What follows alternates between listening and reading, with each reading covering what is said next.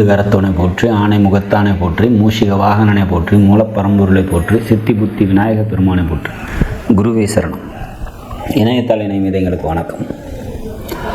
இது குரு பயிற்சி 2024 1/5/2024 புதன்கிழமை, சித்திரை மாதம் 18ஆம் நாள்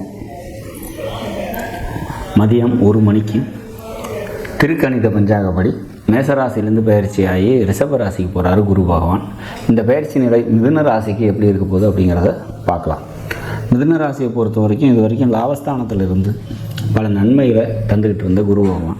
லாபஸ்தானத்தில் குரு இருக்கும்போது அதோட திரிகோணங்கள்னு சொல்லக்கூடிய தனவரவை தரக்கூடிய பாவகங்களுக்கு குரு பார்வை இருந்தது. அதாவது உங்களோட ராசிக்கு 3ஆம் பாவகத்துக்கு குரு பார்வை இருந்தது. உங்களோட ராசிக்கு 7ஆம் பாவகத்துக்கு குரு பார்வை இருந்தது. இதெல்லாம் பார்த்திங்கன்னா பல நன்மைகளை தந்தது லாபஸ்தானத்தில் இருந்த குரு. சரி, இப்போ விரயஸ்தானமான 12ஆம் வீட்டுக்கு போகிறார்.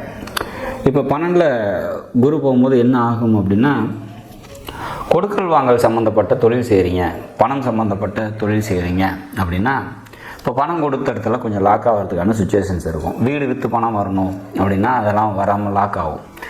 பணத்தை எதிர்பார்த்து காத்திருக்கீங்க அப்படின்னா அந்த டைம் கொஞ்சம் லாங் ஆகும் அப்படிங்கிற மாதிரியான சுச்சுவேஷன்ஸ். எங்கே பணம் கேட்டாலும் கிடைக்காத ஒரு சூழ்நிலை, பணம் தேவை அப்படிங்கிற மாதிரியான ஒரு சுச்சுவேஷன்ஸில் இந்த டைம் இருக்கிறதுக்கான வாய்ப்புகள் உண்டு மிதுன ராசியை பொறுத்த வரைக்கும். ஏன் அப்படி சொல்கிறோம் அப்படின்னா, குரு 12க்கு போகும்போது அது மறைவிடமாக செயல்படுது. சரி, இந்த 12ஆம் வீட்டில் குரு இருந்தாவே போச்சா அவ்வளோதானா அப்படிலாம் இல்லை.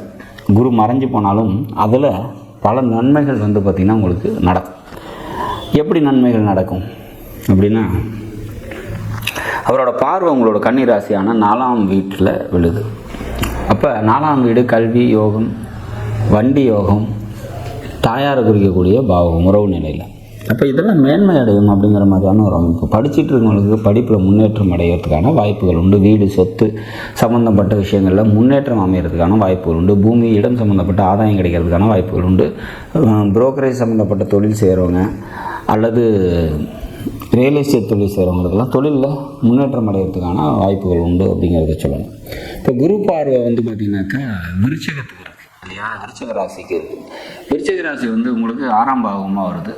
அப்போ தாய்வழி சொந்தத்தால் நன்மைகள் ஏற்படும் அப்படின்னு சொல்லலாம். வேலைக்கு போயிட்டு இருக்கவங்களுக்கு வேலையில் முன்னேற்றம் கிடைக்கும். வேலையில் இருக்கிறவங்க, உங்கள் கூட வேலை செய்கிறவங்க உங்களுக்கு அனுசரணையாக நடந்துக்கிறதுக்கான வாய்ப்புகள் உண்டு. உயர் அதிகாரிகளோட ஒத்துழைப்பு பார்த்திங்கனாக்கா உங்களுக்கு கிடைக்கும் அப்படிங்கிற மாதிரியான ஒரு அமைப்பு.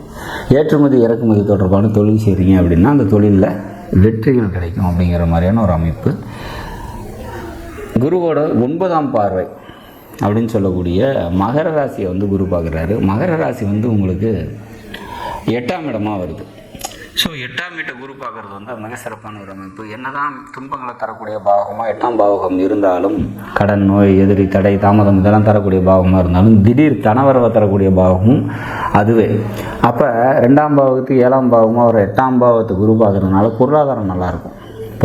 திடீர் பொருளாதாரம் கிடைக்கிறதுக்கான வாய்ப்புகள் உண்டு அப்படிங்கிற மாதிரியான ஒரு அமைப்பு. குரு 12ஆம் பாவத்தில் மறைந்தாலும் கூட பார்வையின் மூலம் பல நன்மைகளை தருவாங்க. குறிப்பாக இன்னும் வேறு பெனிஃபிஷியல் இன்னும் யாருக்கு அதிகமாக இருக்கும் அப்படின்னா, புரட்டாசி மாதத்தில் பிறந்தவங்களுக்கும்,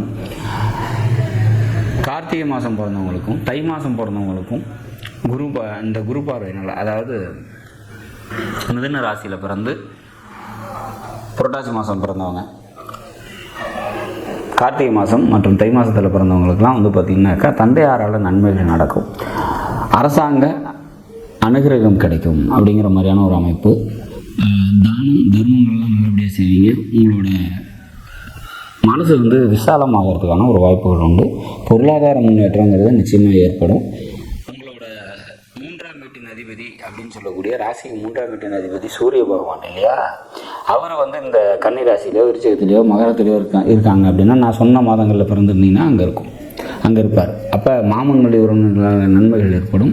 யாருக்கு? இந்த மாதங்களில் புரட்டாசியில் பிறந்தவங்களுக்கு, கார்த்திகையில் பிறந்தவங்களுக்கு அல்லது தை மாதம் பிறந்தவங்களுக்கு பார்த்திங்கனாக்கா கம்யூனிகேஷன் தொடர்பான நன்மைகள், இளைய சகோதரர்களால் நன்மைகள் ஏற்படுறதுக்கான வாய்ப்புகள் எல்லாம் உண்டு. மொத்தத்தில் இந்த குரு பயிற்சி 12ஆம் பாவத்தில் போனாலுமே அந்த பார்வையின் மூலமாக உங்களுக்கு கிடைக்கக்கூடிய நன்மைகள் உறுதியாக கிடைக்கும். சரி, 12ஆம் பாவத்தில் போகிறதுனால என்ன நடக்கும் அப்படின்னா, பொருளாதாரத்தை கொடுத்து வாங்குற மாதிரியான விஷயங்களில் கூடுதல் கவனத்தோடு இருக்கணும்.